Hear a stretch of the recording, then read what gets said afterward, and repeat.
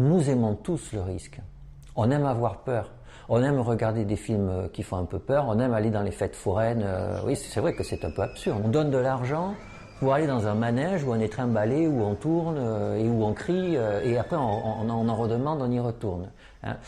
Donc ça montre que les êtres humains, ils aiment avoir peur. Mais alors, certains êtres humains ont besoin d'une toute petite stimulation pour avoir suffisamment peur. C'est le cas des enfants qui ont une imagination énorme, il suffit de leur raconter une histoire avec un monstre, ça va leur faire horriblement peur et ça leur suffira pour avoir leur émotion. A contrario, il y a des personnes qui ont besoin d'être dans une situation complètement extraordinaire pour avoir peur. Et c'est ça qu'on appelle conduite à risque excessif. Et ça, on les repère. Hein. Et on les repère depuis qu'ils sont enfants. On sait qu'il y a des enfants qui se mettent facilement en danger. Ils ont besoin d'être dans ces situations où il y a des niveaux de stimulation extraordinaires. Et les parents, ils le savent et présagent souvent que l'adolescence va être un peu difficile. Ça n'est pas toujours vrai, mais c'est plutôt la règle que l'exception.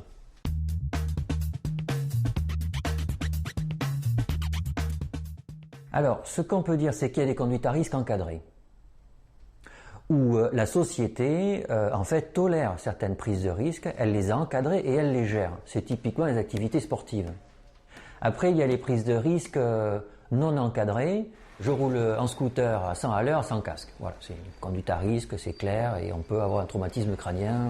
Bon, tout le monde a conscience de ça. J'ai des rapports sexuels non protégés.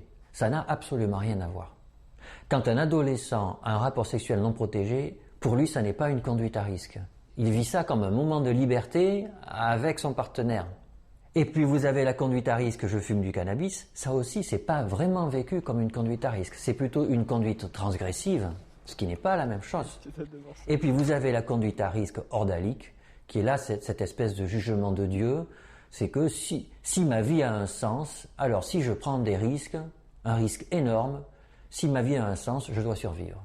Et donc effectivement, je me mets sur une voie ferrée, j'attends que le train arrive, et au dernier moment j'esquive. Et si Dieu existe, si la vie a un sens, je vais esquiver à temps.